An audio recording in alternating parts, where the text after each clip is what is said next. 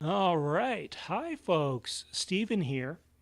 So, this is going to be another one of our Pokemon side game music discussions. Mhm. Tonight, we're going to be talking about Pokemon Shuffle. Um, I suppose the last in the pseudo trilogy of Troze games, sort of, kind of. Um, this one does have pretty much all new music, which is kind of nice there. But before we do the actual discussion, there's a few things we want to take care of. First of all, I want to announce that next weekend I will be in Charlotte, North Carolina for the regionals there. Not going to be in the main event or anything, just spending some time there. It seemed like a good time to spend some time away, especially since Anime Milwaukee is in March and not February this year. So it's a little bit further off than usual. So I intend to be there. I have my arrangements made. Still have to take care of a few things and whatnot. Excuse me, sorry about that. That came across. But in any case, some other stuff that's happening. Let's see. In anime news, the U.S. release of Pokemon Horizons has been delayed another 2 weeks, which is kind of strange. I kind of figured the reason it didn't launch, like the BBC launched it like last month, um, and we're still waiting here. I have to figure that it has something to do with Pokemon Concierge. They wanted to give that a little bit of time, Do but you I'm not think sure. it could have been delayed at all due to the writer's strike? Do you think that might have threw a little wrench in there somewhere? I don't know. That's I'm sure that had problems for the supposed live action series that's been in development at Netflix for a while, supposedly. Um, but Just 'cause animation is usually separate. Although obviously some people do work both in animation and live that's true. action, That's especially true. these days with so much stuff being produced. There are people who do small voice roles, but will also appear in especially with all the streaming services and stuff, they'll appear in a series there and also do some things in animation. So Is the um, Writers Guild for animation also separate? possibly. I know Because I Pokemon always B. I thought that was whether it was I thought the Writers Guild, it didn't matter what you were writing, whether it was a talk show, live action, animation. So anyway, that's my thought. It's like whenever I hear something got delayed in the past like month or two, I'm like, I bet I know. Like It's possible the decision was made by Netflix themselves, rather true, than yeah. something on the Pokemon company side to move it away from some other competing release. They did have last time when I looked on there around the same time as Pokemon Concierge debuted, they had the Super Mario Brothers movie, the new one from last year, Mm-hmm. which obviously is a good, if you want to have both of those debut around the same time on your service, that's not a bad thing to have there. The other thing, speaking of animation, is Pokemon TV. The app is going away in about 2 months. You can no longer download it, so if you don't have it installed on your phone or your Switch or whatever, you're out of luck there. Um, and then they've posted like the actual seasons of the TV show are all split between different services. Most of the recent stuff is on Netflix, like all the Journey stuff. But other seasons, like you can buy them at any of the digital stores, but the actual streaming stuff is all split up. Usually that happens because of some sort of weird rights changing hands, but I think in this case it might just be Pokemon wanted to spread themselves out for some reason, which is very strange. Um, I'm not sure why that would be. So those are some of the things we're looking at there in terms of news. We also have a few things to talk about in our feedback section. Um, and I guess to spoil it, our next discussion that we're planning for next month is going to be the music of Pokemon Concierge. We have not done anything animated for so long in terms of a featured topic on an episode. And it would be really nice to get back to it. Mainly it's just because there hasn't been any new movies. And the Arceus Chronicles is the closest thing, and I don't really count it. But even if you did, there was no like intro theme. And yes, there are two different scores to it, but still kind of I don't know. But before we start our actual discussion, some of you in our audience know that I've been doing a lot of AI related stuff in the pre shows here. Now, this usually takes the form of a quiz. However, not this time. So, if you looked a month or two ago when we did a live stream of AI stuff, I did some AI image generation things with Stable Diffusion, but I also showed off some upscaling visual stuff. Well, in the spirit of the upscaling thing, I've actually been working recently on models for upscaling AM and FM radio recordings. And they're not totally finished yet or anything, but I did want to give folks a chance to try some stuff out or to listen to some things I have over on my player. Hopefully this will come out good. So what this is an excerpt, which, in full disclosure, I did use for training this, so it may have learned this a little too well, potentially. I still have more testing to do on this, but in any case, this is an excerpt. This is one of the ones that I moved into. It wasn't short enough to be a short, but this is our Lawrence III exchange that we had in one of our episodes. And what I've done is I picked up both a FM transmitter, the kind you can use in like your car if you don't have an aux in or Bluetooth or something like that, or for various other purposes. I have one of those. I also managed to pick up an AM transmitter. Those are a little harder to find because people don't usually have much of a use for them. But I picked up one of those, and I've took a bunch of stuff that I've made, some stuff from like the music, free music archive that's public domain or CC0, as well as some stuff from Project Gutenberg. And I used that as a training day. I burnt a CD and ran that through and did a high-res, low-res thing like that. But the results of it, I wanted to demo off here. So like I said, this is going to be our Lawrence III exchange that Ann and I had a little while ago. And it's going to start off with the raw audio, and that's going to go through various permutations of degraded audio that's gone through like an AM or FM transmitter that I have. And then each of those will be followed up by a cleaned up version that's using the AI. So let me go ahead and play this through. Hopefully this works out okay the first time. If you're watching this on replay or live, let us know what you think here. But in any case, Lawrence III kind of reminds me of like a social media company CEO and the way he sort of brushes off certain consequences, the actions of others, stuff like that. Like, I didn't freeze the ocean over. That was Articuno. He doesn't say that, of course, but you can kind of get the vibe there. He kind of reminds me of Mark Zuckerberg, to be honest. And like when he's testified in front of Congress. I guess it's Pokemon 2000, so we have to get political. But like if they ever remake this, I would tell the person to mostly stick to what the 2000 dub did, but see if you can work in a little bit of like, you know, Dorsey or Zuckerberg or Bezos or something like that. Yeah, no, they've definitely, for a character that, you know, his name never gets said on screen, and we don't really see much of him further on in subsequent movies. You know, he's a very understated character, but there's a lot of subtlety and nuance and stuff that is very relatable today. And, like, I don't want to get all man-hatey on this podcast, but, like, his attitude is something that I encounter in a villainous way in my world now. And, you know, I don't got legendary birds freezing up my world, but I think you're right in, like, were they to remake this movie, it's definitely worth considering to try to lean into some of this a little bit, to look at this again and see if there's a way to just bring it out a little more in some way, because I think a lot of people can relate to having to deal with a person in power with such a mindset. So now what are all, when it beeps and the sound quality changes, what are all those differences? Yeah, so I did put a little beep in there to signify when we switch. It is all one clip, so those beeps don't mean there was a time passage or anything like that. What they actually mean is that we changed audio quality for each of them. Right. So like I said, there were, I believe, there should be 7 segments, so there's 6 beeps on there.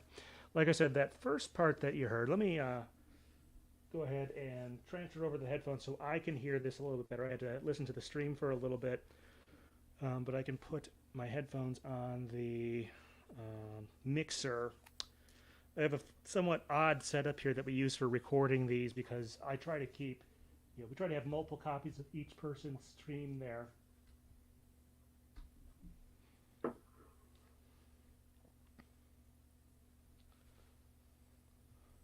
All right. So yeah, now I can hear myself talking in here, but I'll also be able to hear the play thing. So yeah, there were 7 segments on there. So it started off with what we call the ground truth in the AI training space when you have an upscaling thing like that. And so what happens there is that's the actual audio. And then, so let me go ahead and start playing it again. Lawrence III kind of reminds me of like a social media company CEO and the way he sort of brushes off certain consequences, the actions of others, stuff like that. Like, I didn't freeze the ocean over. That was Articuno. He doesn't say. So that first part there that we just heard before that beep is what's called the ground truth. It's the high resolution audio. It's the raw stuff from that episode, from that excerpt that you may have seen on the channel. I get a fair. I'll admit it has a bit of a clickbaity title on that. Does Pokemon 2000's Lawrence III remind you of anybody? And I'm sure some people can think of some somewhat controversial figures in various aspects of society who might fit into that. But that was the raw audio. So the next thing you're going to hear, our second piece of this, is basically it's a high quality, but it's going through an FM transmitter. So it's stereo FM. You can hear a little bit of hiss. He doesn't say that, of course, but you can kind of get the vibe there. He kind of reminds me of Mark Zuckerberg, to be honest. And like when he's testified in front of Congress. I guess it's Pokemon 2000, so we have to get political. But so there, that was raw FM audio. I put the audio through an FM transmitter and pulled it in there. You could hear there was a little bit of hiss. Mm-hmm. If this were music that had more bass, you could also hear the bass would be a little bit muddier. The highs wouldn't go quite as high as they do on the full one there. Next one, this is taking that relatively good but still FM audio and then running it through the enhancer. Like, if they ever remake this, I would tell the person to mostly stick to what the 2000 dub did, but see if you can work in a little bit of, like, Dorsey. Okay. So there you could hear that got rid of some of that static there in that clip, and also brought in back some of the higher frequency components that were lost from the FM transmission and stuff. And like I said, if it had bass, the bass would be clearer as well. All right, and the next one we're going to have is you heard a little bit of it before I stopped the thing there, but it's going to be a very poor FM reception. Right, yeah. This is very fringe. There's a lot of static because of the way, you can look up the way stereo is done in FM, but basically, if you have weak reception, the stereo portion gets more and more noisy. And you're going to be able to hear that here, as well as some other. I purposely tried to get bad reception by having the radio a little bit off tune and stuff like that, and playing around with it a little bit. So you'll enjoy the next few seconds of that. Dorsey or Zuckerberg or Bezos or something like that. Yeah, no, they've definitely, for a character that, his name never gets said on screen, and we don't really see much of him further on in subsequent movies. He's a very understated character, but there's a lot of subtlety and nuance and stuff that is... Okay, so that here, if you listen really closely to some of the static there, you can actually hear some stuff from other transmissions, not very clearly, of course, but you can still hear some other stuff in there. And it can... and that's because that's coming in mostly through the stereo stuff there. All right, so here's the cleanup. It does a fairly good job, but you'll notice there are still some issues with it. Very relatable today, and I don't want to get all man-hatey on this podcast, but his attitude is something that I encounter in a villainous way in my world now.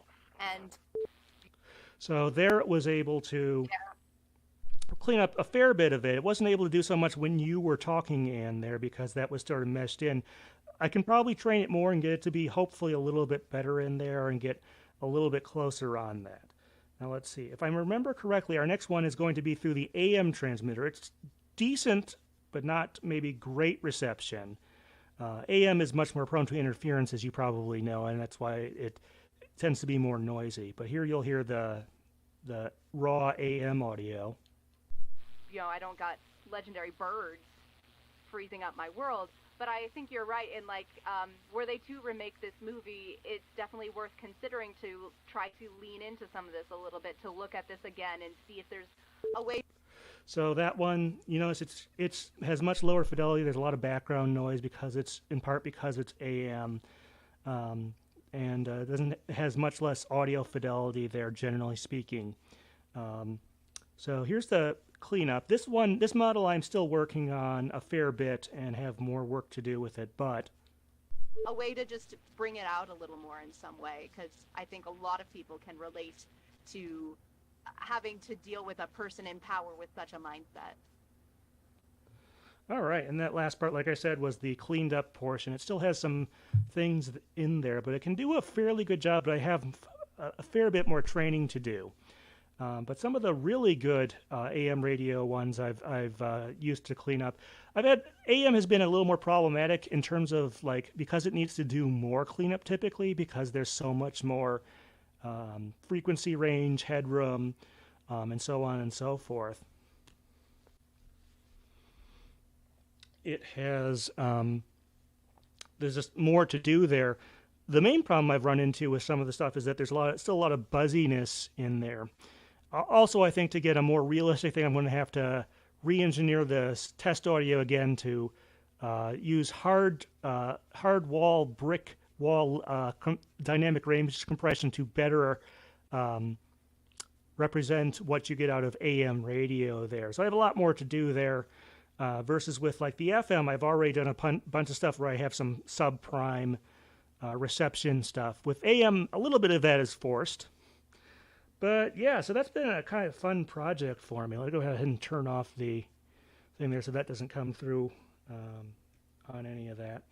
And any other thoughts that you wanted to put in there? I mean, this is your area of expertise. All of it's it's very interesting. It's that people can do these sorts of things with technology, but I have very little to offer in this conversation.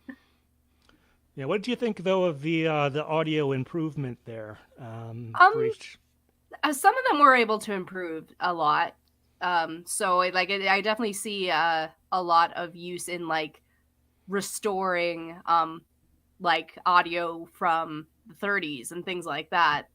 But it has some interesting stuff, and also if you're familiar at all with the lost media community. There's a lot of stuff, especially musically, some interviews and stuff, where all they have is a recording off the radio. Right. And this can do a pretty good job. The FM one I've tested against a variety of band scans, and there's a channel called V Westlife, which does a lot of retro tech stuff. And he has an FM DXing. That's where you try to get really distant stations on FM or television or something, and he was able to he had a cassette tape from the early 2000s, and he archived that on YouTube, and I was able to clean up some of the audio in there decently well. I sent him back a copy of some of the cleaned up audio with some caveats that, yeah, I could probably do a bit more with this, especially if you had a higher, it was recorded off a cassette tape. But, all right, well, that is a lot there. Spent more time on that than maybe I thought we would. But let's get going into our discussion of Pokémon Shuffle, and it's primarily it's music, although we do have a lot of other things to sort of toss in there.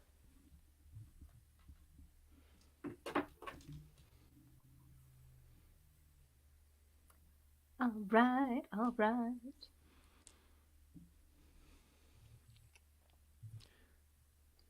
Testing. Okay. All right. So let me punch up my notes. But as usual, we'll do a music discussion. We've each picked out an assortment of tracks, and we have some feedback and other stuff. And also, of course, we have our, what is it? Oh, gosh. I'm trying to remember. The game discussion at the very end. So let me make sure. Anne, are you ready on your side? I am. Okay. And let me go ahead and hit record. All right. So leave a little bit of a pause and I'll do my introduction.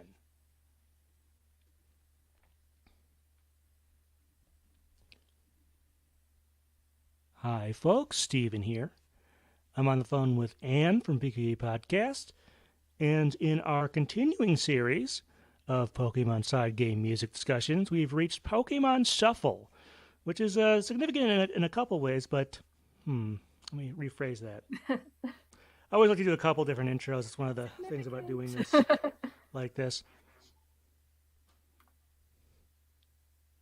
Hi, folks. Steven here. I'm on the phone with Anne from Pikapi Podcast. And in our continuing series of Pokemon side game music discussions, we've reached Pokemon Shuffle. A little bit of an oddity. I think it's a cross-platform game, but that's because it's on the 3DS and mobile, which is kind of interesting. Even if that maybe doesn't have the most impact on the music, it definitely has some things when we get to our gameplay segment. But let's see, let me do one more here, just so we have that. Hi, folks. Steven here. I'm on the phone with Anne from Pikapi Podcast. And in our continuing series of Pokemon side game music discussions, we've reached Pokemon Shuffle, a 3DS and mobile game.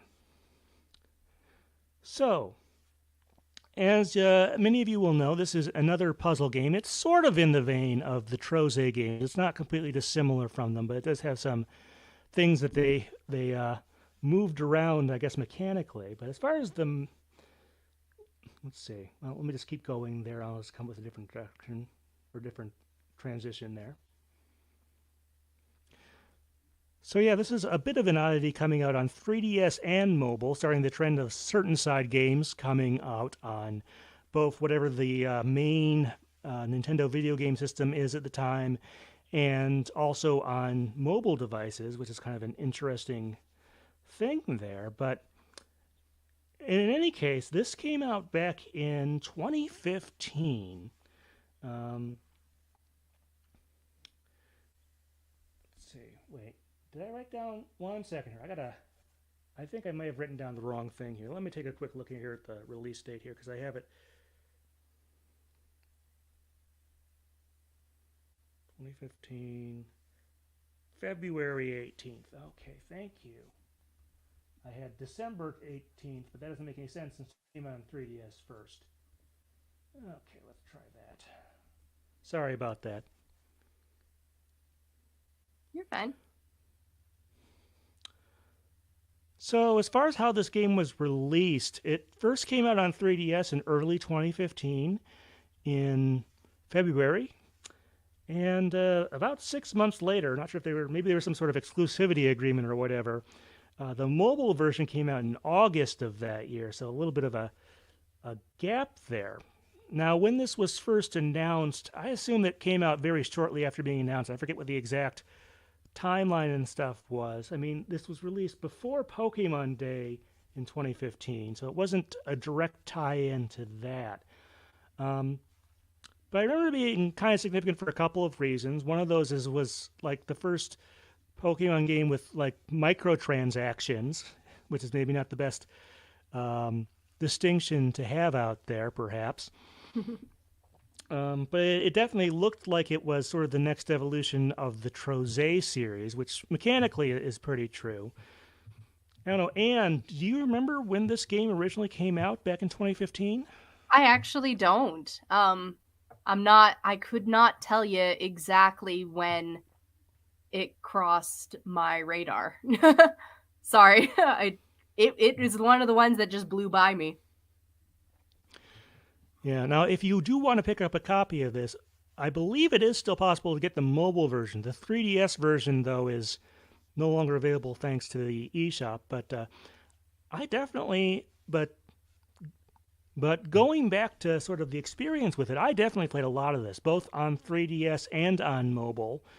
I actually have it, I went back to do it a little bit for this discussion. I played it a fair bit of the mobile version on my iPhone, and I did play the 3DS version, although I had to use my Japanese 3DS because the battery in my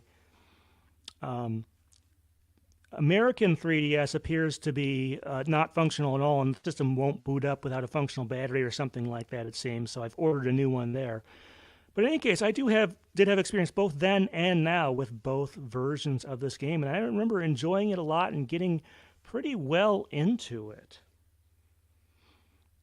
Now, as far as who worked on this, this is a Genius Sonority game, much like the Troze games, and will not surprise you a bit, probably, to find out that Tsukasa Tawada is the musician behind the stuff in here. There is a little bit of music in this game that does sound like prior Genius Sonority titles. And, you know, stylistically, there are some definite parallels to his other work in other Pokemon games going back to the GameCube. But As far as the overall style, I mean, it has pretty good variety, which is honestly not that unusual for a puzzle game. I forget if the game takes place in a specific location, but like the actual stages are divided up, so Right. it's not maybe super cohesive, which kind of allows them to sort of experiment a fair bit. And would you say that's fair? Definitely. Variety is one of the big things I noticed about this. Um, like, yeah, the cohesiveness, like, and we may be able to talk about that a bit more as we talk about the music, but yeah, like, just that every location was very different and every stage was very different. That was very exciting to listen through. Yeah, so even more so than the other games that Genius Sonority has done, I think this one musically has definitely the most variety. And I think that's reflected in our track picks. As is usually the case, each of us has picked out 3 tracks. hmm And what were your track picks for this game? Yes, I picked Jungle Verde, um, Night Festival, and Fun Battle. Yeah, so I picked the Isla Azul. I hope I got that kind of close. Mount Vinter and Mega Evolution. Yes, this is definitely an X and Y game, although towards the end, they haven't updated it for a while, but they did add some Sun and Moon content, I think about a year and a half once those games came out, to prolong it a little bit until Genius Sonority, of course, pushed out their next puzzle game. About 4 of the tracks that we have today are from that sort of long chain of stages that you go through. Every 15 or 30 or so of them, the music will change a little bit. But we're going to go mostly in the order you would experience those areas. So, Anne, one of yours is up first. This is the Night Festival, which I think is the 3rd or 4th area, or 3rd or 4th set of stages in the game. What sort of caught your attention with this one? Well, yeah, when this one started playing, I just got super excited because it sounds like an Oban festival sort of music. Like everybody gather around the taiko drum, put on your yukatas, we're gonna dance. And like it just felt very classical Japanese, like very old school musical traditions, like very folksy, as it were. Maybe some enka would start playing. I don't know. So yeah, that it just felt like the title suggests, like a night festival, but specifically of a Japanese variety.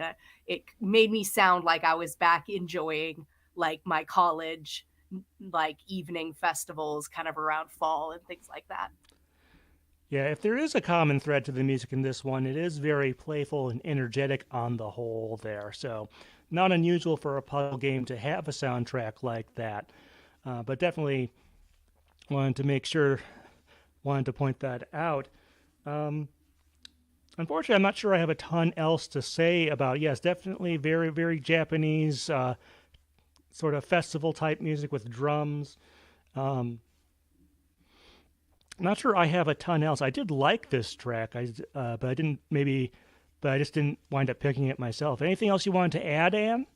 Um, like, I don't know if I have much to add. Like, again, just the folksiness of this particular blend of Japanese music struck me. Like, it's very homey and small community rather than like, I don't know, something grand and noble. And like, I don't know, there's something very comforting about that. And I think um, I think that sort of thing hits people different because obviously, if you're not familiar with this type of music, none of that will come through. But in the same way that, like, maybe us Westerners hear some bluegrass or something, or folk songs of our culture, and it kind of just evokes a sort of hometown, homegrown roots sort of feel. Like this track sort of did that for me. I imagine very much does for actual Japanese people.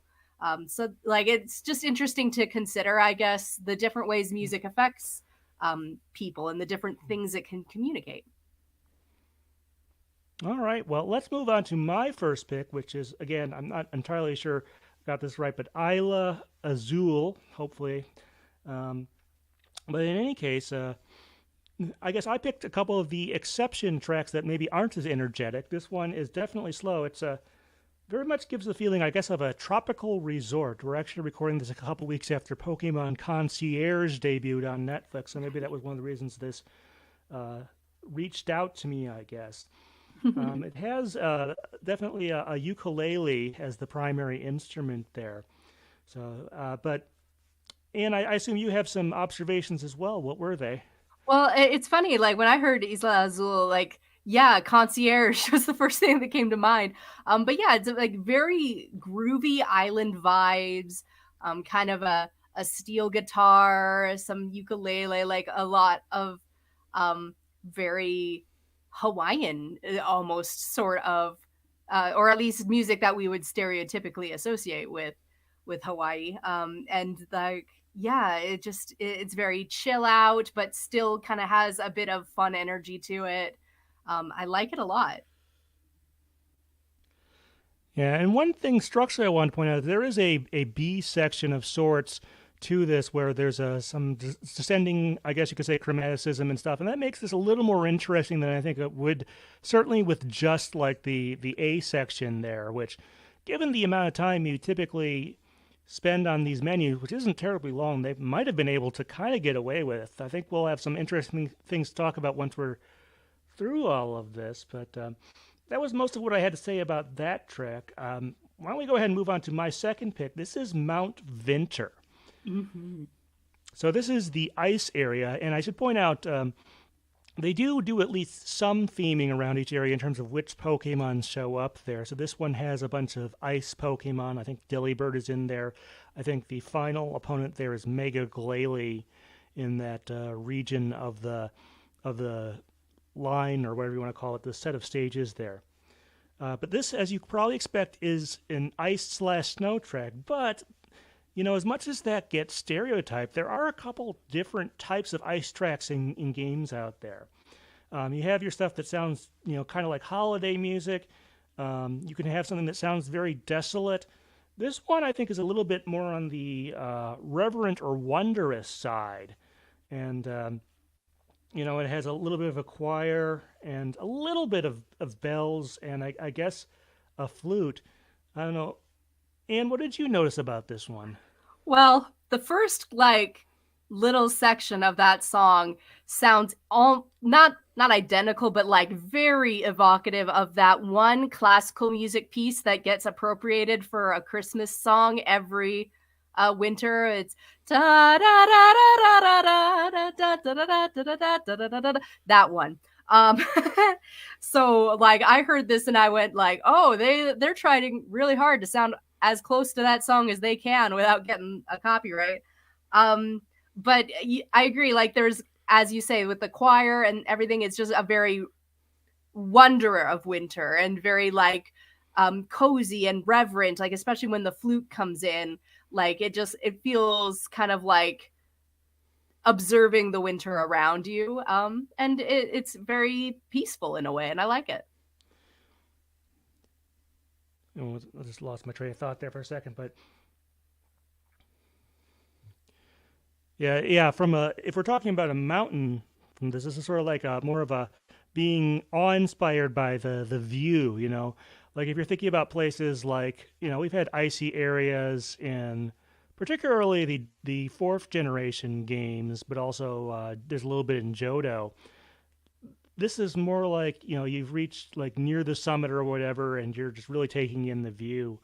I always like to mention when this happens, I did use this song in the special Pokemon episode of my radio show from 8 to 64 that I did when Detective Pikachu came out. So this is probably actually my favorite, or at least one of my favorite tracks, certainly since I picked it, from this game. And I definitely want to call it out. Anne, anything else you want to point out here? It's just a very sweet track. It goes through a couple different moods and permutations, but it kind of keeps that same overall cozy vibe and sort of not laid back, but like reverent-ish, I guess, vibe throughout it, where you're just kind of again observing or in awe of the winter around you. Okay, well then let's go on to your second pick, Ann. This is Jungle Verde. Um, I think this works out. They pretty much knew what they were doing with this track, but For sure. what did you want to mention about it? Yeah, no, they had their theme in mind and did not take away from it. So this is a really great rhythm. And I love their uses of percussion. There's a little bit of unease with some of the um, establishing notes and chords at the beginning. And it really evokes a setting. And I like the way certain of the percussion has a reverb to it that kind of adds a mysterious vibe. So yeah, you kind of have that stereotypical jungle feel, but you're never quite sure if like you're here to have fun or if like there's something slightly trepidatious just beyond the vines. So they did a really good job on this one. Yeah, if you're wondering what I thought the score to Secrets of the Jungle should have sounded more like, this is This. kind of an answer there. Let's talk about some of the other. There is a woodwind instrument in there of some sort, which is almost sounds like something that's moving, through the brush or whatever it is, in little fits and spurts, and you don't know exactly. It may not be as threatening as it seems, or stuff like that. I'm not sure how you want to put that, but you kind of get the idea there. I did want to point that part out. Yeah, the sound quality for all these tracks is really nice. Like you can hear the individual instruments and like the differences that like certain types of flutes like have more air to them when you play them and things like that. Like I very much I'm enjoying this track or all these tracks for that reason. Yeah, definitely in terms of hardware, 3DS can do a fair bit more than the original DS, so they had a bit more to work with on that end. All right, well, let's talk about my third track. This is Mega Evolution. Like we said, this is an X and Y generation game, so they were, I don't know if they were contractually obligated, but for marketing reasons, at the very least, they included the Mega Evolution mechanic, which we'll talk a little bit about here and probably more in our game discussion. But basically, the way it works is before you go into each stage, you get to pick a lead Pokemon, and if that happens to be one, you have to have that Pokemon. You have to have caught it at some point, and you also have to have gotten its Mega Stone. Excuse me. You have to have gotten its Mega Stone so that you can Mega Evolve it. The way it works is you have to make matches with that Pokemon, and then partway through the stage, as long as you get enough matches, it will Mega Evolve, and then whatever music would be used for that stage will swap out to this Mega Evolution. And, it's there's a couple different ways you could potentially have gone with this. What they actually chose is it's obviously very energetic, which you would kind of expect, but it's got a kind of a blend of wind instruments, and sort of the one word I have here a little bit is jackpot. It's not it's sort of it's less of a like suddenly become much more powerful and more of a you have much more of an opportunity or whatever you want to call it there. Maybe a bit of a pachinko vibe. I'm not sure. And that I went on for a bit there, but what are your thoughts? No, that's some interesting thoughts. Like my notes have accordion question mark. There's some instrument that just is running up and down and jumping and arpeggiating, and it's really quite fun. And it kind of has a sound of a very energetic, like almost movie 5-ish quality to it at points. That sounds like like maybe a accordion or some sort of like instrument just running up and down. But yeah, like it has, I don't know about Panchico. That's not like the vibe I got, but like definitely like a game or like it doesn't quite evoke arcade for me, but kind of a similar type of atmosphere, a gaming type atmosphere. Yeah, definitely very gamey in music terms, and I think part of the reason for that is also mechanical within it is because the Mega Evolutions usually let you clear a bunch of tiles, in addition to just doing a bunch of damage and scoring a bunch of points against the Pokemon you're trying to knock out and capture. Um, so a lot of tiles fall down, which is some of the mechanism of a pachinko game. One thing I wanted to mention mechanically, though, is that this song is the same for every Mega. I think they probably have most, if not all, of the Mega Evolutions from the XY generation. Assuming you can capture that Pokemon and get their Mega Stone for them, you can potentially use them in this way. Rather than maybe swapping out some of the instruments or having a couple different variations depending, does it make sense to have the same music if you're using, Mega Slowbro or Mega Mewtwo or Mega Gardevoir or Mega Lopunny, it would have been difficult to create a completely separate song for each one, but do you think it's possible they maybe could have had a couple variations depending on how tough the Pokemon you Mega Evolved was? I think it would have been interesting to have a few different themes. Maybe not for how tough it was, but for, I don't know, different abilities it had or different ways of presenting, or maybe different types of Pokemon, a different theme for, like, say, a fairy type versus a rock type or something. I don't know that the game necessarily needed it, but I'm always up for trying new things and variety and more. So Yeah, so that was a thought I wanted to kind of put out there. Like I said, obviously, the more variations you have, the more you have to do, and the more work it is. So I'm not calling them lazy or anything. It's sort of a, cost benefit analysis there as to how many varieties you want to do and stuff. We've sort of seen kind of similar things with like some of the mini games in like the Poke Park, where the tougher Pokemon will have a different chase theme or battle theme than some of the less powerful ones or whatever. So I did kind of want to point that out here.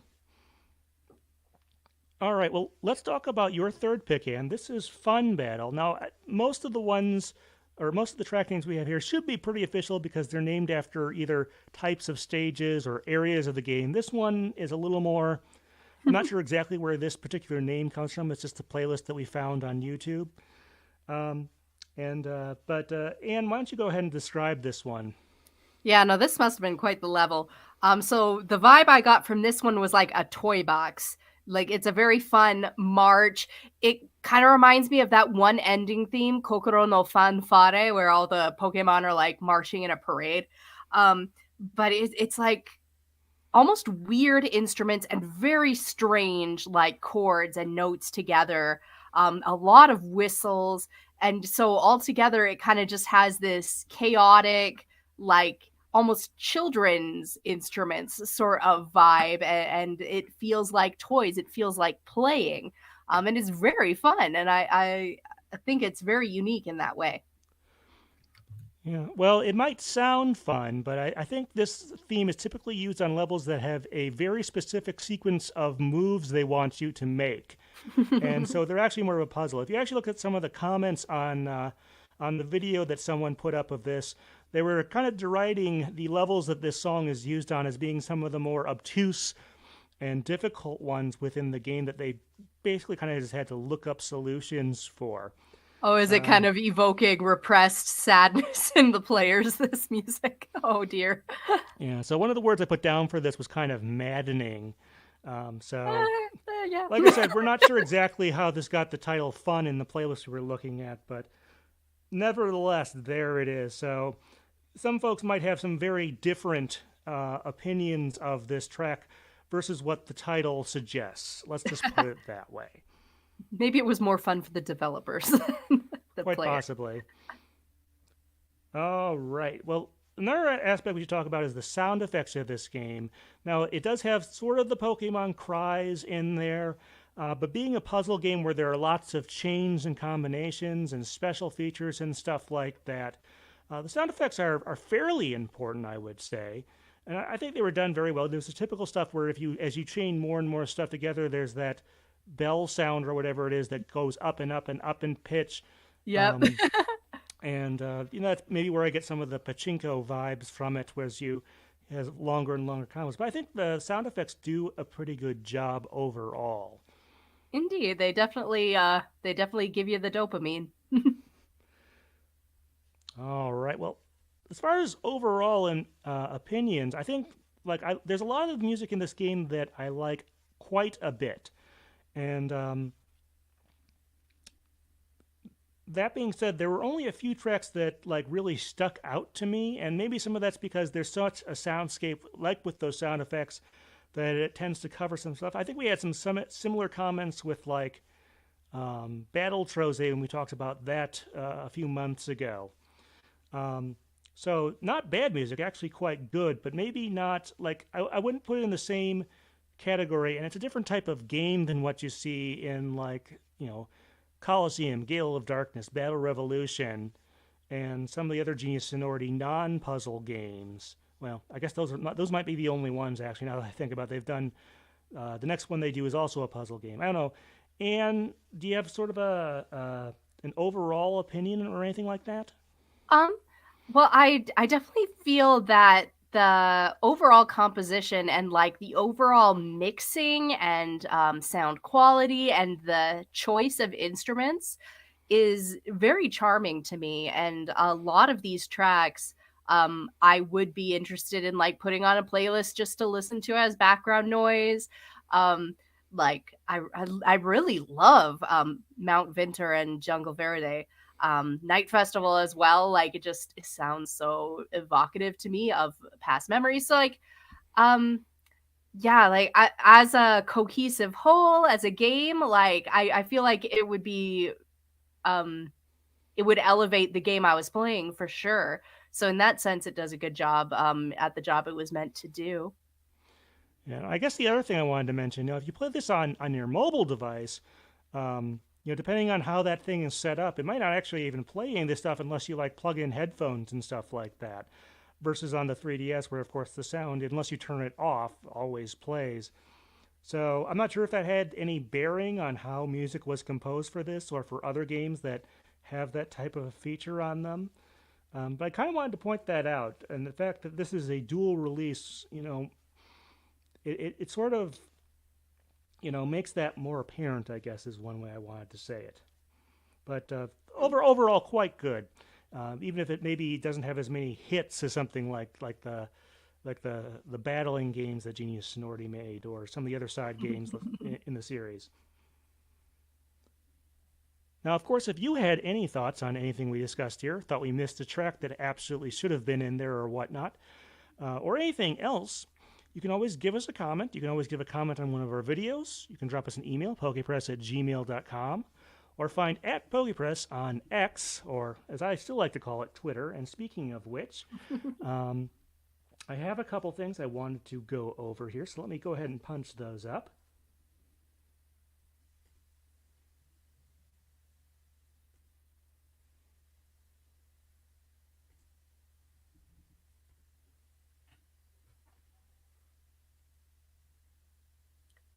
Feedback. All right, so like I said, these are a couple of things on, I really don't like calling it X, especially since that's not the domain name, but Twitter. We'll see where that goes from here as a service, but in any case, okay, first one we have up, this is actually a Japanese user called @SafetyCurePeace. Not sure what their name actually translates to. But it's about M2M. I guess they came across their thing there, and maybe the music video that has the footage from the first movie in there. But basically, I got this translated by Google. Let's see. This person was curious as if it was sort of the theme song to the American version of the movie. This person apparently, I guess, had some familiarity with the song and, of course, the movie, but didn't know they were really that connected. I guess since you know more Japanese than I do, first of all, I'd like you to take a look at this and tell me how good is this translation, this machine learning translation that Google has done for us? Honestly, Google's getting a lot better with their translation. So yeah, it looks more or less right. Yeah, it might also help that this is a fairly long... I mean, except for the part where got translated to picture, ? But, it's doing its best. Yeah, it might help that it has more text in there, which gives it more context for the Yeah. entire thing. But in any case, I did put a reply on there. I don't really speak Japanese, but I tried my best here and hoped that they could reverse translate it. So I sort of explained, yeah, this Don't Say You Love Me was the promotional single. However, We're a Miracle has probably sort of gained in stature as time has gone on. And then Safety Cure Peace tried to reply back to me, Dear Mr. Steven, appreciate for this good opportunity. Feel your kindness on here. Let's see. Looks like it's a little hard to say because it didn't. I'm sure they were using some sort of translation there as well. But that was kind of an interesting thing there, because like we talk about that first of all, that soundtrack, very popular double platinum album, but it's sort of like how the Don't Say You Love Me. It might seem a little random if you view it out of context and you weren't there at the time because it is in the movie in the end credits, but it's at the very end, so it's more of a tie-in than something that's supposed to really stand for the movie. But this was kind of an interesting exchange, given how interested, of course, I'm sure a lot of our listeners are about Japanese Pokemon music. It's always interesting to see how other countries, especially non-Western language ones, sort of interpret some of that stuff. And do you have any other thoughts on this particular thread? Oh, when they were talking about like, hey, I'm getting emotional over here all by myself. Like, I was like, I so feel that. Like, when you find one thing you love is connected to this other thing you love in a way that you didn't even realize, it's like, oh my gosh, that's a relatable feeling. Safety Cure Peace son, like we feel that. So and then a little bit of a through line to our next post on here.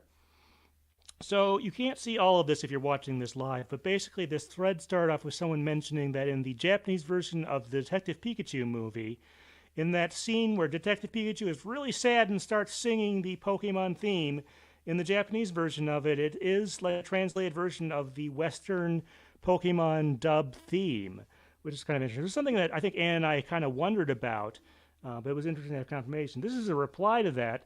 And Matt0044 was curious, is the English Pokemon theme song unknown to Japan?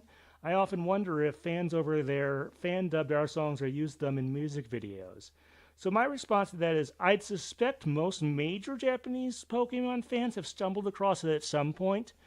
And actually, back in 2023, there was an official mashup made of Aim to be a Pokemon Master and Gotta Catch 'Em All, the English Pokemon theme, which quite frankly, I didn't think they meshed very well. I think that was just, they were the marching orders and they probably did the best they could, but I don't think those two songs combine very well, despite them both being good individually. But Anne, perhaps you know a little bit more about this. I'm sure for at least some subset of Japanese, Pokemon fans, they've stumbled across the English, / Western anime season 1 theme. But any interesting stories or background knowledge or? Yeah, so like I'm going to preface this with the times they are a-changin', and I will circle back around to that. But basically, when I lived in Japan, which was around like 2007, 2008, the average Japanese fan was kind of in the boat of the average American fan, or maybe even less so, in that the average Pokemon fan, like most of like throughout the 90s, we knew it was Japanese, but unless you were really invested in like looking that stuff up, you didn't care. You didn't know what the themes were. You didn't know who the actors were, all those things. And I would say that, yeah, Japan, the average Japanese fan watched it at home on television, enjoyed it, and went on with their lives. They may have known it was dubbed in America, but they didn't really care. And that was kind of the tack that most of my friends, my Japanese college friends, took, was that like they knew it was exported all over the world, but they kind of didn't care about it because Japan doesn't need us like to enter their, like they don't need to sell their stuff to our market to be successful. They can consume their own media on their own and make a ton of money. However, as you say, I do think a lot of the more hardcore Japanese fans who would be interested in how their show was perceived across the world might have looked into it. And then I would definitely say that as the Pokemon company has gotten more global, and we're getting things like Detective Pikachu, which that movie did not originate in Japan. And a lot of things like that are happening. Concierge, the Path to the Pokemon League song. Like, I think there's a lot more awareness of Pokemon being a global thing, not just a Japanese thing that got exported. And I think so a lot more fans are starting to become aware of what the US is doing on our end of the ocean. But in the same way that the American fans are like more aware of Japan and Japanese anime and what's happening over there, but not necessarily caring a whole ton. So it kind of probably depends on the fan at this point. Some fans will care more, some will not. I imagine for many years, the English Pokemon theme song was fairly unknown to Japan because, again, they don't care. But maybe now more fans are starting to encounter it and look it up, and have more of a relationship with it. Yeah, and of course, a couple episodes ago, we talked about the Path to the Peak mini-series that was done, which, by the way, was just nominated for an award before we do this. By the time this gets on the feed, we'll probably know whether or not it won. But that used the second season dub theme, Pokemon World, and they backported that to Japanese as well. And I think it's probably a similar situation to what happened with Detective Pikachu, is that because although Japan tends not to be as picky about matching lip flaps and stuff, because it is music and it has a rhythm and a structure to it that's very important. If they wanted to swap out the song, there's a good chance they would have to, reanimate or re-render, in the case of Detective Pikachu, that scene, which can be very awkward and expensive and is not always worth the, time and effort. But it ended up working so well. The way. Yeah, so it's kind of, like I said, because it's most of the stuff starts out in Japan and comes here, like as far as Aim to be a Pokemon Master, that's in Pokemon Pinball, and we've surmised that may be the reason why that game never came to like the 3DS Virtual Console. But so, and actually you can get a version of that song by Rika Matsumoto on most digital services now. They went through the hoops to get that all cleared. So maybe we will see that game if that was part of it. You never know. Something similar happened with Catch Me If You Can in Pokemon Puzzle League. But yeah, so obviously those, if you're listening to a show like this, you're much more likely to know about some of these. And there's also like for the first 10 seasons, there's the Italian stuff, which is all different as well. Right, yeah. In its own thing. I mean, that because all those countries are adjacent, there might have been more cross-transfer within Europe. And so on. So kind of hard to say. All right. So one more comment here. And this is sort of a thread going back, talking about the second movie. And that joke that I guess it's a dub edition where Ash talks about the whole place is covered in ice and snow. And he says, "Oh, I guess I'm the frozen one now," or something to that effect. And, there's a one from, I think it's Il Nije? I have no clue. Il Neige. Yeah. Ilnej YT is their full one on there.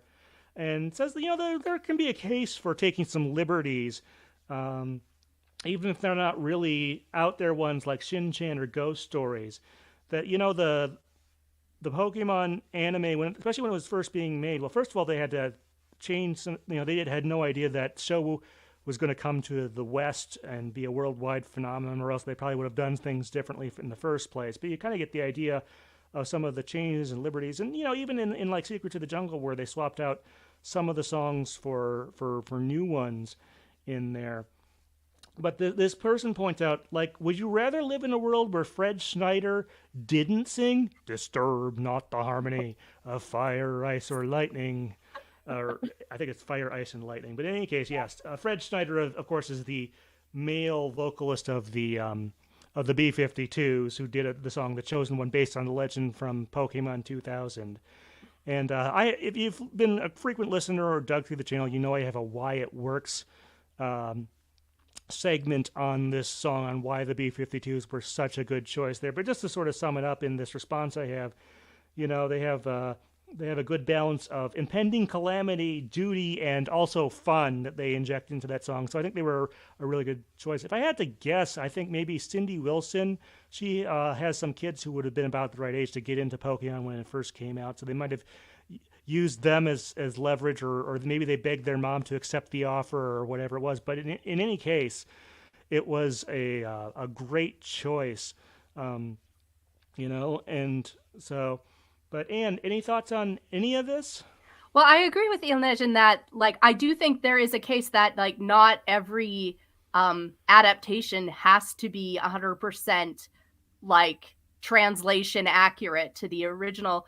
And I say that because I majored in theater, so we all Hamlet. The play Hamlet has been done 1.5 million times. And everybody's Hamlet is completely different. And some of them go way off the rails. It's we're not going to set Hamlet in Norway, in period accurate Norway. We're going to set it in the Appalachian Mountains. And the same with Greek plays and all forms of classical and modern plays too. That is a decision the director has to make, is what liberties are we going to take to tell the story we're going to tell? And in theater, you see that all the time and you don't question it because it is kind of an established thing, is you get this script and then you have to decide how to bring this story to life. And I think that when adaptations happen of anime and the that there are shows that do a really good job of adapting and just finding a new way to tell the story for a new audience. I do think it's very important to point out that they said a legit case to be made, not every adaptation, every non-faithful dub is fine, because I definitely do think that when we're crossing cultures and languages like this, there's definitely a case to be made for cultural insensitivity and appropriation that Pokemon is unfortunately quite guilty of sometimes. But I do agree that there's a case that this movie, as it's adapted, puns and all, because if you've ever watched Pokemon, puns are their bread and butter, is perfect the way it is. It's fine. And I think Pokemon 2000 and most of the Pokemon movies do have cultural value in their adapted state and their original state, and how blessed we are to have both. Yeah. Just a quick reminder, and be a little careful there. I heard some bumps on the table there. Oh, sorry. So... No, I got very passionate and started kicking my chair. Sorry, everybody. That's okay. But in any case, I haven't seen, I do think, generally speaking, it'd be nice if some of the subtitles versions with the original Japanese audio were more widely available. I have a feeling that there are some various reasons, such as it's a smaller percentage of the market than you might think from online discourse is why that hasn't happened. Yeah, the main consumer of Pokemon is small children, some who can't read. So, yeah. But as far as, I haven't seen Revelation Lugia, the Japanese version of the second movie, but my impression is, well, I would like both of those, to be readily available. I get the feeling that they took a good movie in Revelation Lugia and really refined and found some great through lines and enhancements for the Western version. That doesn't mean I think that the Japanese version is completely redundant or anything like that. I would still be kind of interested, and I'm sure a certain subset would be interested. Though with all of this, I always suspect that a lot of folks just are fine with just seeing a list of changes, but they made a lot of really interesting additions and changes, it seems like, with this particular case, I think. Well, kind of in the same way, recently on my podcast, Pikapi Podcast, I covered an episode of Pokemon Chronicles where I pointed out a change in the dub where it's both of those approaches to the story were valid. Like neither one was right or wrong or even better. And again, just how blessed we are to have both, because they just provided two different perspectives. And I think Revelation Lugia is the same, whereas like the adaptation, as you say, found some interesting through lines, focused on some different things. And so we got a slightly different perspective on the same story. And having both those beautiful perspectives tells a more complete story, tells a more richer human experience for me. And like, I also watched like the French Canadian dub and the Chinese dub. And it's like, I don't even speak Chinese. And it's like, but the different ways the characters, voice acted some of those moments. It was like, oh, they focused on something different and something different got brought to the surface. So it's like just aren't we lucky to live in a world where there is more? And by telling the same story in a different voice, we get more. Like, that's wonderful. Yeah, there can be some definite upsides. And as far as Pokemon 2000, I mean, I love the music in that one. And also some great choices getting, obviously Donna Summer, Weird Al Yankovic. I'm not sure who else they might have considered in there. But, so, Youngstown Nobody's Angels do a fantastic job. And there are plenty of other great songs on that soundtrack. So, sometimes you have to, you take something you have, you could keep what you have, or you roll the dice, and I think this time they got boxcars, so.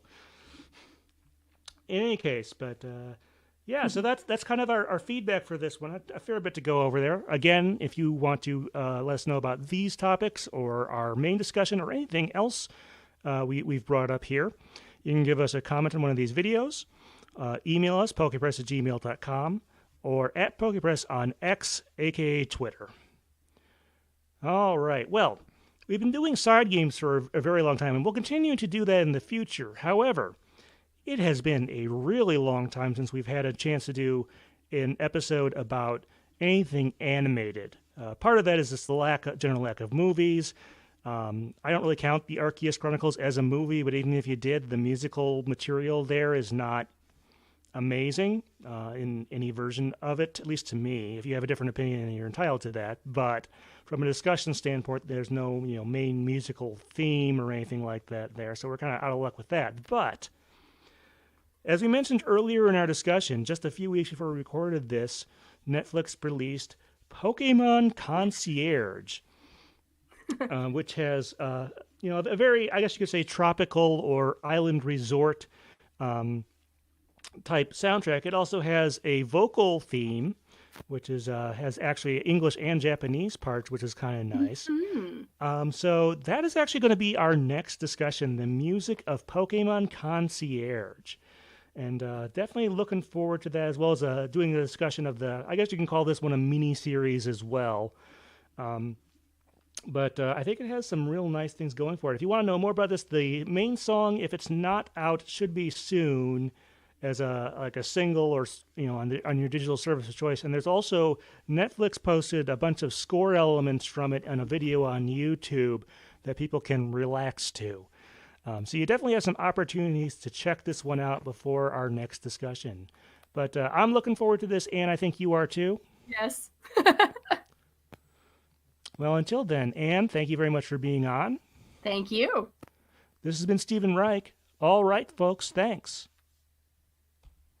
All right, so leave a little bit of a pause here, and then we'll do our game discussion. And you didn't really get to play this. I guess we didn't. We usually try and mention. Well, you said it totally passed you by when it originally came out, so not surprising you didn't get back around to it. Yeah, no, I had intended to download it on my phone, and then I ended up, because I am an old lady, and my phone is also rather old, so I watched a few Let's Plays to decide if I really even wanted to download it on my phone, because my phone tends to crash when games are on it, and, again, also that's just not how I like to play games.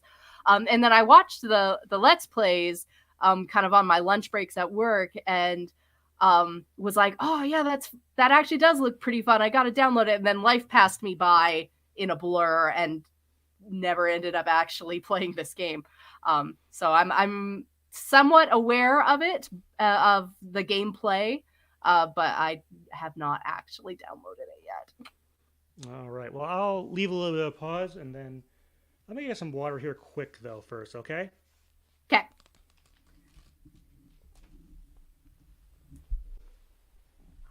I am very excited to talk about Pokemon Concierge. I gotta convince my little nieces and nephews to watch it with me because it was on Netflix, and like we kind of saw the trailer for it, and like they kind of had some weird reactions to it. They're like that at first they were like a little giggly, like watching the trailer, like, oh my gosh, the Pokemon are fuzzy, and like the stop motion thing, it looks so weird. And their mom and I were just like, you don't even know, kids. Like this is classic art. This is an art form that we ended up watching Camp Cretaceous because they were in a mood to be frightened. But hopefully, I can get them to watch it with me because it's charming.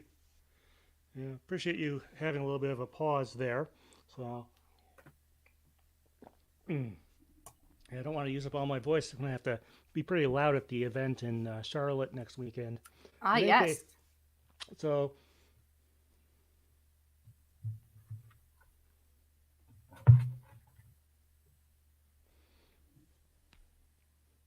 All right. Well, let's talk about Pokemon Shuffle as a game. Now, we mentioned I think Nintendo likes to use the term free to start, or at least they did back in the 3DS Wii U era, as opposed to free to play.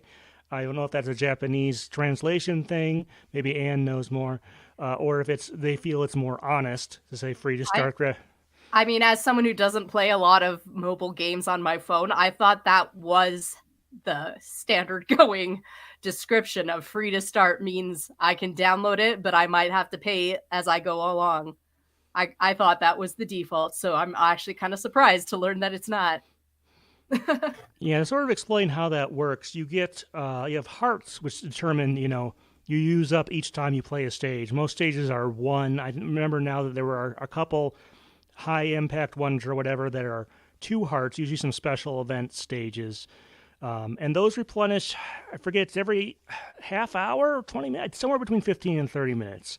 30 minutes was what I last saw. Yeah.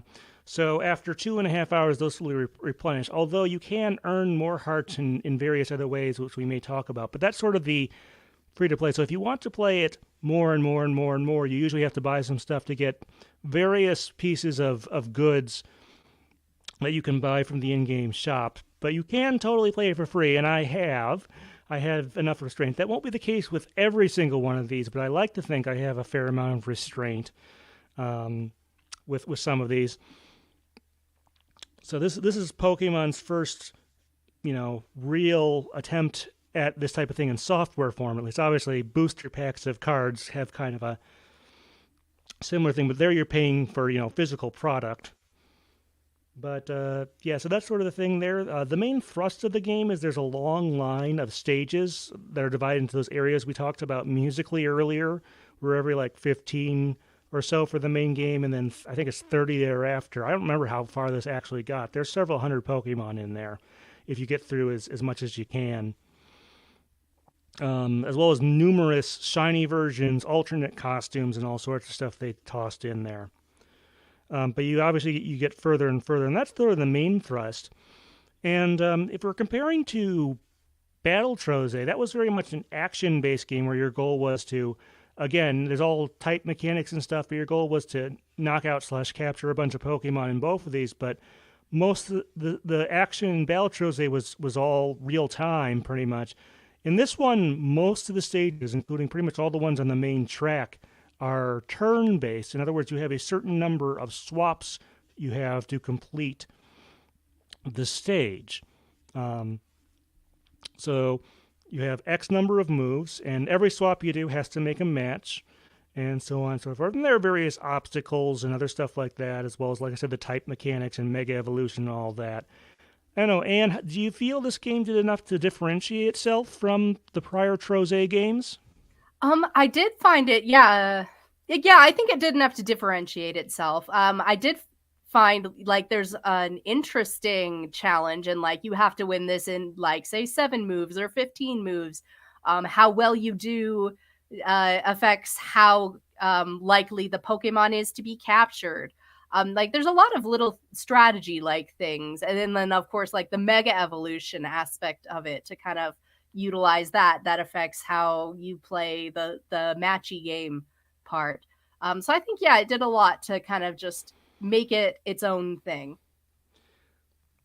Like I said, I think the biggest thing is that, like I said, it is number of turns for most stages, but there are a lot of other special stages. Each area ends with a mega evolution battle, where you get, I believe that's how you get a lot of the, not Eviolites, the Mega Stones for the various Pokemon that can Mega Evolve.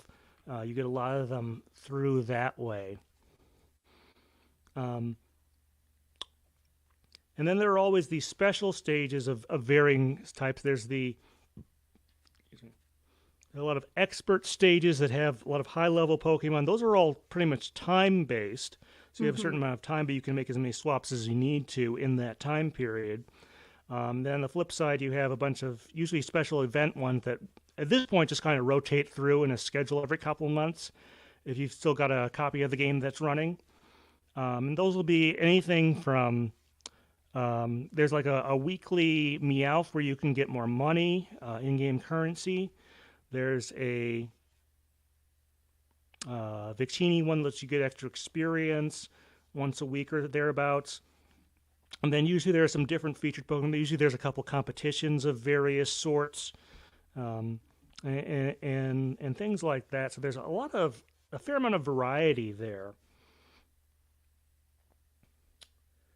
As far as some other mechanical aspects, so every Pokemon in this game usually pretty much has some sort of special ability.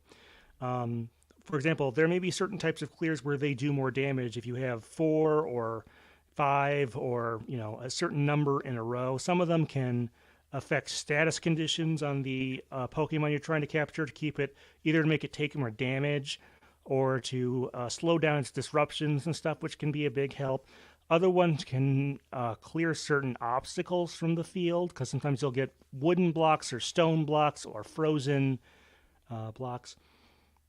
I don't know. And how well did you feel that a lot of the Pokemon and their abilities were kind of used in that respect? Some of them I thought were used really well. Some of the things where it's like, it does more if they're like matched in 4 and things like that. I felt like it was harder for me to keep track of because it didn't have anything to do necessarily with the Pokemon or its type that I could recognize. Like, whereas special abilities that had to do more with like a type advantage or something that I associated with that Pokemon in general, like were easier for me to keep track of. So I definitely, like, I don't know if I'd change it, but if I were with the game developers, like that's something I definitely want to talk about at the table. Just because it felt a little harder to strategize when I couldn't quite keep track of everybody's special ability when they were like, again, the abstract ones that weren't related to Pokemon's type or something like that. I don't know, like snakes eat mice or something like that, Yeah, I mean, it does have like an option to optimize, which will always pick out super effective Pokemon pretty much. But finding the different abilities that you need, like if you need one that clears a certain type of obstacle, or there's ones that can contribute to the mega gauge of a Pokemon of the same type and stuff. Yeah. But finding some of those, there is like a search option and stuff like that. But like it's much easier to switch your Pokemon around, but finding the ones you want to use can still be pretty difficult for a particular stage if you want to really optimize things to do that. And speaking of Mega Evolution, how do you kind of feel about that as a game mechanic? Like we said in the main one, you have to build up a gauge by matching that Pokemon, and then once they Mega Evolve, they usually have some sort of thing where when you match them, you can clear out a bunch of them. Like sometimes it's like horizontal or vertical, sometimes it's in a specific pattern, depending on what the type of the Pokemon is, or like X and Y actually show up in a couple of them. Yeah. I don't know, Anne, what's kind of your thought there? Obviously, it spices things up a bit, but... Yeah, I thought it was a really interesting way to bring Mega Evolving into this game where you wouldn't necessarily think that was a mechanic that could translate over. So I thought that was a very clever way to make use of it. Yeah, so, I mean, I'm sure they could have technically done something similar had this been like, a true. There was some Sun and Moon stuff added, but if this had come out during Sun and Moon, I'm sure they could have done something to incorporate Z moves that might have been not completely similar. Similar thing with like Dynamax, and then terrestrialization would have actually probably in Scarlet and Violet would actually have been kind of interesting in here if you could change your Pokemon's type. I'm not sure how terribly useful that would normally be, Well, unless you could start out. You'd want to start out a game, a session like that, and you can't actually use some in-game currency to start a playthrough Mega Evolved, as well as a number of other little benefits you can add in there, like extra moves, extra experience points, so on and so forth. Mm-hmm. Okay, well, let's see. So I think that we have two things that kind of tie together. We mentioned the microtransactions, and there's also some differences between the 3DS and mobile versions. The basic gist of it is the 3DS version is generally easier. There are a fair number of stages that are where it's a little easier to complete, or a little easier to catch the Pokemon and stuff like that. And you can. Well, you can't buy credit on the 3DS version anymore. I think you can on the mobile version still. But I resisted doing that, so I managed to stay strong in that regard, I guess. But first of all, Anne, what do you think about the like ostensibly the reason the mobile version is harder is because this is a free to start game. Unlike on the eShop, they don't have to split money with the platform holder as much as they do on iOS or Android. Is ostensibly the reason why your money doesn't go as far and why things are more difficult on the mobile version. How do you kind of feel about that? Well, I can't really compare one platform to another. I do find like I don't know. I feel like the microtransactions in this game, like as I've observed them, like are less rewarding than like something like Pokemon Go. Like, not that I ever spent a ton of money on Pokemon Go, but occasionally I would be like, you know what? Yeah, I'll drop some money for an egg, or some candy or something. And I felt like it was worth it to me to maybe spend a couple dollars here or there occasionally. For this, looking at it, I was like, oh, I don't feel the same cost benefit that it would have been worth it to me.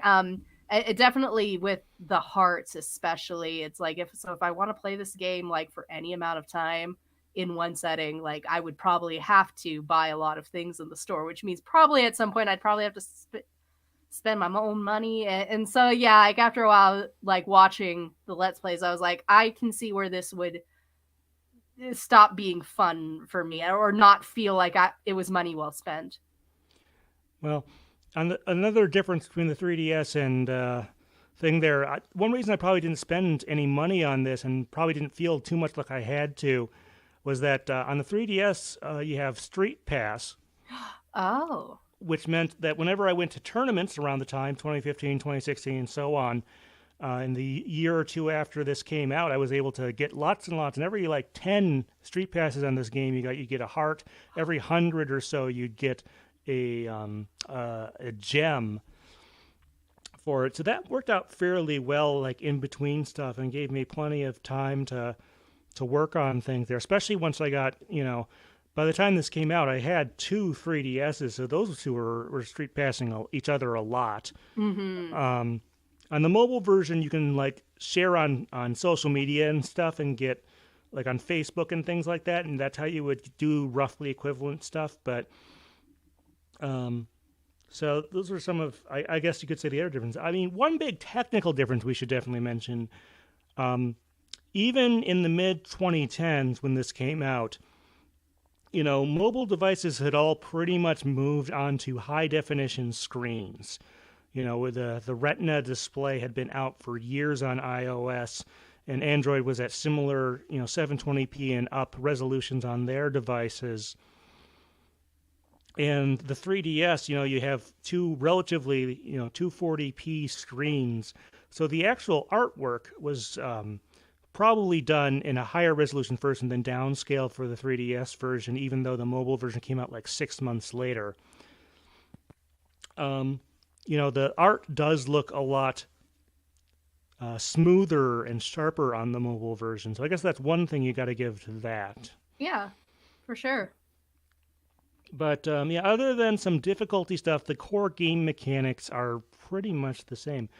But as far as the experience, I really did enjoy this game quite a bit, playing it at least a little bit pretty much every day for quite some time, especially with the Street Pass features and whatnot. Like I said, I wish my North American new Nintendo 3DS battery hadn't totally given out. Like I said, when that replacement comes in, hopefully that'll be enough to get it back up again, because I know that's the one I made the most progress in. So that might be actually another reason for this, since I had 2 3DSs and a mobile phone. Like, I wasn't getting 1 heart every half hour. I was getting 3 hearts every half hour, Right, so right. I had quite enough of it, but usually by the time I exhausted some of that. So, but yeah, microtransactions, I mean, we've got more stuff. Obviously, Pokemon Go has them.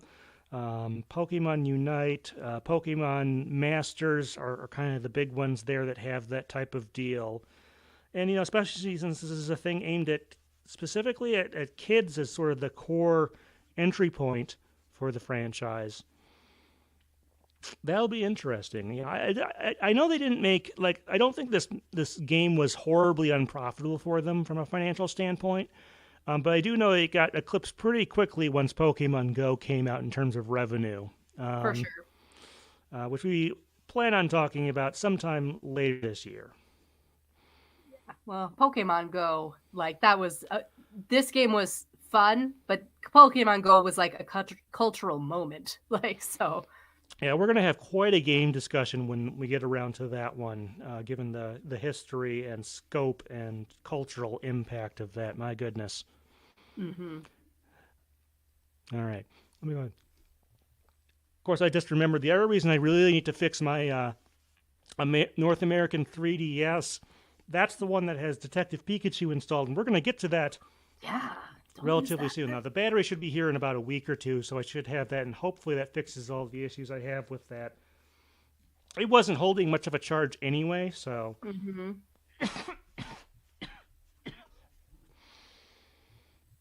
So I think that's part of the reason it was... So having a fresh one so that I can keep using it, because I've been going back to that occasionally. But yeah, this game, playing it for the last couple of days for this review has been, it's good. And actually, I think the trend, one thing we didn't mention, is I think there's going to be a trend going forward of where these mobile games, Go is a bit of an exception where they've had to keep downgrading the music to save space. Mm-hmm. I guess is ostensibly. But these mobile games, people usually think of mobile games as not having much in the way of interesting music. The Pokemon ones, for the most part, are, especially the big ones like Shuffle, and I guess maybe less so for Go, which has some decent music, and they've done some interesting things in there. That 6 songs is going to be interesting for Pokemon Go. This instrumental version of an Ed Sheeran track. This version of the Lavender Town theme, this vocal night song that was done by Ed Goldfarb and I forget who else. Not Charity Gooden. The person who did Serena's voice, and I can't remember her name. Oh, right. Yeah. I don't remember her name There's given that game has been active for almost 7.5 years, the stuff they've done there is going to be very interesting. Picking 6 songs is going to be, but once you get, especially once you get the Pokemon Masters, which has an absolute, I think, I'm pretty sure they're over 100 tracks easily by now. And, some of it is original, some of it is maybe, but they really did some good stuff with that one. I heard that they're planning on maybe doing a soundtrack release, but I don't think anything ever came of that. But I would totally... There's going to be some interesting stuff. Pokemon Unite, even though I didn't really get into that game, has some interesting... Yeah. So, No, definitely looking forward to after Concierge, sort of the next set. I forget how many X and Y games. I think I'm fairly, gosh, I think there's Pokemon Picross, which doesn't have a ton of music, but I still want to kind of talk about it, especially since there was that canceled one from back in the Game Boy Color era that never came out. So, but let's see. I think Super Mystery Dungeon, I think, is a Sun and Moon game. I'm pretty sure about that one. I think. I have to double check on that and see where that is, how many more. But things get a lot more dense. Go, I think, is actually probably the last game for this generation because it came out a couple months before Sun and Moon. So unless there's something else slotted in after that, which I don't think there is. I mean, just talking about, I think I've brought this up other times, the logistical effect of Pokemon Go on the brand, in terms of like the first month or 3 after that must have been an absolute nightmare for a lot of the folks at Niantic and the Pokemon Company and whatnot in the back half of 2016, because they got way more traffic than they expected, and it messed up stuff ranging from like the World Championships to league supplies and all that stuff, because I'm sure they were working like 12-hour plus days. Mm-hmm. Well, so, definitely something that we'll want to save to talk about on the episode itself. Yeah, so, I mean, there's no way we can really do adequate coverage. I mean, it's telling that there are still Pokemon Go podcasts. But in any case, Anne, before we sign off, you mentioned your podcast. What have you done recently on there? Yeah, so I host Pikapi Podcast. We're going through every episode of the Pokemon series one at a time. Right now we're in Hoenn. May's going for, she's hoping to win her 3rd ribbon. We'll see how well she does. But we had an episode that was surprisingly special to me. And it was written by one of the proud confirmed female writers on the staff. And yeah, it was just a little bit of a breath of fresh air in a way. And I found that very exciting. So, and then on the Patreon for that podcast, which is honestly mostly a tip jar, we posted some new Pokemon prints. So you can watch me speed paint some Pokemon. And I'm working on a sort of retrospect now that we're technically done with Ash's journey through Pokemon, a sort of what I've learned from watching Pokemon these past 25 years. So that's exciting. All right. Well, as far as on my end, not sure. I'm going to the Charlotte mostly as a guest. I might do a post live stream depending on how I feel on Sunday night, and because I'm heading back on Monday, talking about side events and other things there. I have technically been to Charlotte, but only the airport. So I am going to the airport there because I am flying. But this is my first time in I've been to like Raleigh, Durham, as well as South Carolina, but never to Charlotte, strangely. Other than to go through the airport. I have been to Atlanta to get to Atlanta. I've also never been to Dallas, Fort Worth to get to Dallas or Fort Worth. But, well, Charlotte, roll out the red carpet for him. Make sure he has a good time. All right. Best well, thank foot you very forward. much, folks. And like I said, hope to get another episode, our next episode going in the feed sometime in the next few weeks. Hopefully will be Pokemon Conquest, and just got me the audio for that. And so we're doing our usual back and forth. But thank you very much for being so patient with all of us. All right. Bye.